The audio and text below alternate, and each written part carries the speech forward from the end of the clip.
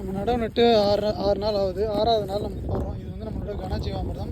இதில் என்ன இருக்குது அப்படின்னா சாணி, கோமியம், முழுக்க சாணி தான். அதில் மண்ணே கிடையாது.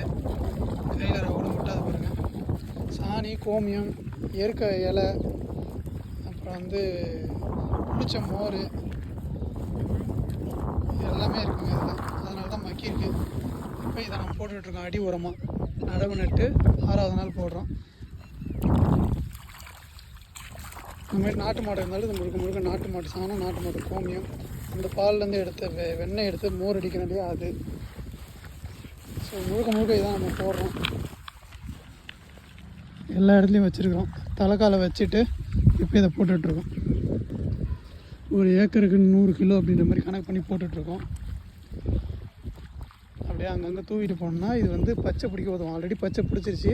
இருந்தாலும் இது அடி உரமாக கொடுக்கும்போது அடியில் இருக்கிற மண்புழுக்கள் எல்லாம் மேலே வந்து இதை சாப்பிட்றதுக்காக வரும். அப்போது மண் நமக்கு இன்னும் ஊட்டம் போயிடும். அதுக்காக தான் இதை நம்ம போடுறோம்.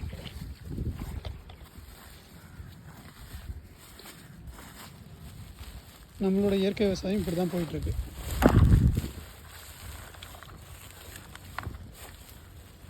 ஒரு 800 கிலோ கிட்ட ரெடி பண்ணி வச்சுருந்தோம். அதில் ஒரு 300-400 கிலோ தான் பெண்ணு போட்டுட்ருக்கோம். மேற்கொண்டு எடுத்து வச்சுருவோம். இன்னும் ஒரு 10 நாள் கழித்து இதை மறுபடியும் போடுவோம்.